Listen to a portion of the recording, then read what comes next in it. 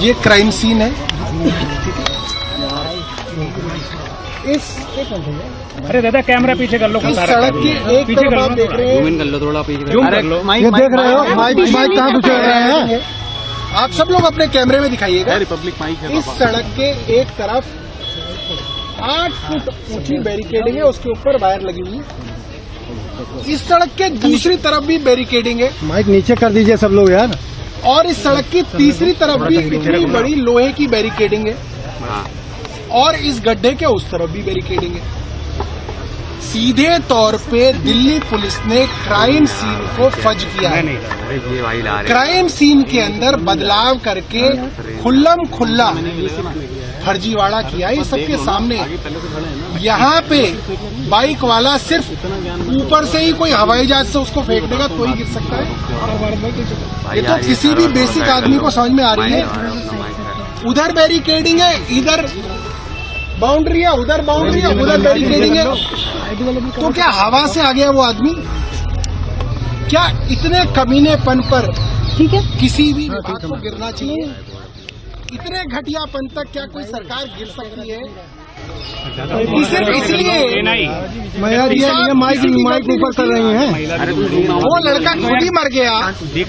इसीलिए crime scene पर बाद में चारों तरफ से बैरिकेडिंग कर दी गई, लोहे के बैरिकेड लगा दी गई। दूसरी बात, एक वो बैरिकेडिंग होती है जो क्राइम सीन के लिए की जाती है, जिसमें पन्नियां बांधी जाती है।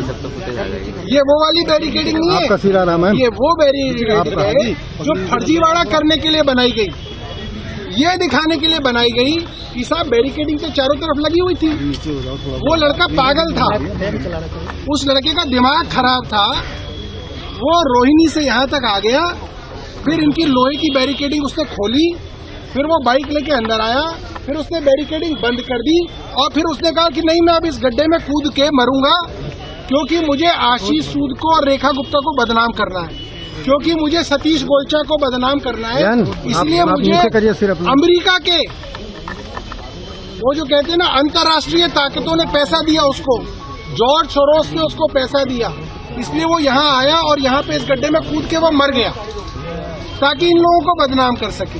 ये जो है स्पष्टीकरण ये सरकार दे रही है, ये पूरी तरीके से शर्मनाक है। जिस तरीके से आंकड़ों का फर्जीवाड़ा करना आज इस सरकार का सबसे पहला काम है, आंकड़ों का फर्जीवाड़ा करना। कल ही 3 दिन से खबर चल रही है कि दिल्ली के अंदर पहले 15 दिनों में साल के 800 से ज्यादा लोग गायब हो गए। कैसे गायब हो गए भाई? और उसमें बड़ी संख्या में नाबालिग लड़कियां हैं, 12 साल की, 13 साल की, 14 साल की लड़कियां हैं, वो गायब हो गई। और ये क्या कह रहे हैं कि हमें धमकी दे रहे हैं कि अगर किसी ने इसके बारे में कुछ कहा तो हम FIR दर्ज कर लेंगे। अरे कर लो, 2 नहीं 4 नहीं 100 FIR दर्ज कर लो। हम ना तुम्हारी ED से डरते, ना तुम्हारी CBI से डरते, ना तुम्हारी हम FIR से डरते। कितनी FIR करोगे? और कल ही तमाम अखबारों के अंदर दिल्ली पुलिस द्वारा PR दी गई। क्या PR दी गई? कि साहब हम इतनी महान पुलिस है कि हमारे पास कोई भी आता है तो हम उसका तुरंत मुकदमा दर्ज कर लेते हैं, इसीलिए मिसिंग रिपोर्ट ज्यादा है। यही कहा ना, वो सब जगह छपा है। सब क्राइम रिपोर्टर्स ने कल जो है इसको जो है रिपोर्ट भी किया और आज सब अखबारों ने चलाया।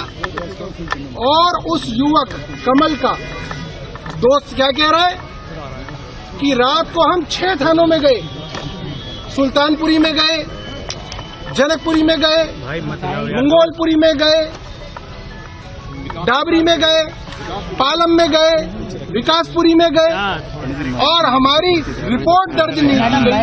कहा गया कि सुबह 11 बजे आना।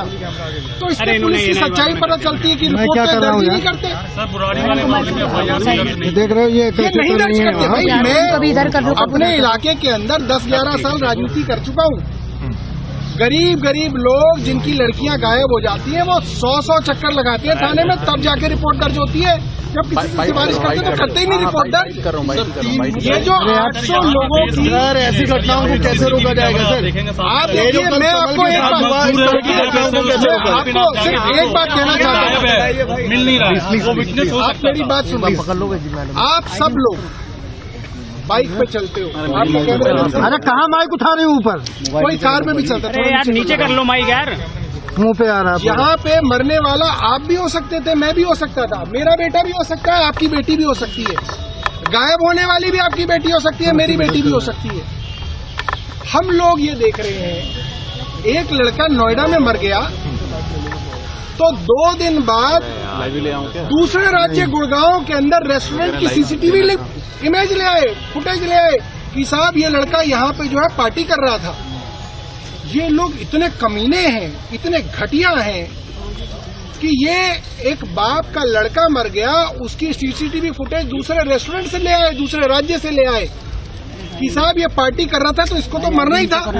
पार्टी कोई ना कह सकते आप इस देश के अंदर। भाई ये रेस्टोरेंट सरकार ने खोल रखे हैं, सरकार इसमें जीएसटी जरूर लगी मगर पार्टी करने का हक कोई ना आपको। पार्टी करोगे तो आप मरोगे। अरे रुक जाओ भाई। वो सरकार अभी तक इस सीसीटीवी कैमरे की इमेज क्यों नहीं लेके लाई? क्यों अभी तक वीडियो नहीं आया? क्यों इस बात पे इतना सस्पेंस बना हुआ है कि भाई क्या हुआ था, क्या हुआ था? जो हुआ था, पुलिस जो है ये सीसीटीवी कैमरा जो है हर चौराहे पे लगे हुए, हर सड़क पे लगे हुए, हर गली में लगे हुए, क्यों नहीं मिले? और जो मोबाइल लोकेशन होती है, मोबाइल लोकेशन तो अब पुलिस बिल्कुल एग्जैक्ट कर लेती है, तो हमारी सर्वेलेंस करते हैं पूरे दिन ये देखते हैं हम कहाँ जा रहे हैं, किससे मिल रहे हैं। उस लड़के की मोबाइल लोकेशन इनके पास थी, उसका मोबाइल चल रहा था, उसके फोन की घंटी बज रही थी, मगर उसके साथ रात को जब मोबाइल लोकेशन शेयर की उसको तुरंत डिलीट कर लिया गया। क्यों करा गया डिलीट? क्या छिपाना चाहती थी पुलिस? आपके पास मोबाइल लोकेशन थी उसकी, तो आपने उसको क्यों छुपाया? क्या रात को पुलिस इस बात को छिपाना चाहती थी कि सुबह जो है पॉलिटिकल मालिक उठेंगे, वो बताएंगे कि कैसे इस खबर को जो है बाहर देना है, तब दी जाएगी ये खबर। इन चीजों के ऊपर जो है बड़े सवाल उठते हैं। पुलिस की भूमिका और यहाँ के विधायक और मंत्री आशीष सूद की भूमिका सीधा एक क्रिमिनल ऑफेंस है। इस पूरे के पूरे क्राइम सीन को ड्रेसअप किया गया। इस क्राइम सीन के साथ छेड़छाड़ करके सरकार को और प्रशासन को बचाने की पूरी भूमिका बनाई गई। ये आप सबके सामने है। क्या लग रहा है इसमें सर? सतीश गोलचा जी समझा सर क्या लग रहा है इसमें राजनीतिक मुद्दा छिड़ गया क्या? क्या लग रहा है इसमें राजनीतिक मुद्दा लग रही है? That here is how will, had it been your government, how would you have treated this entire case?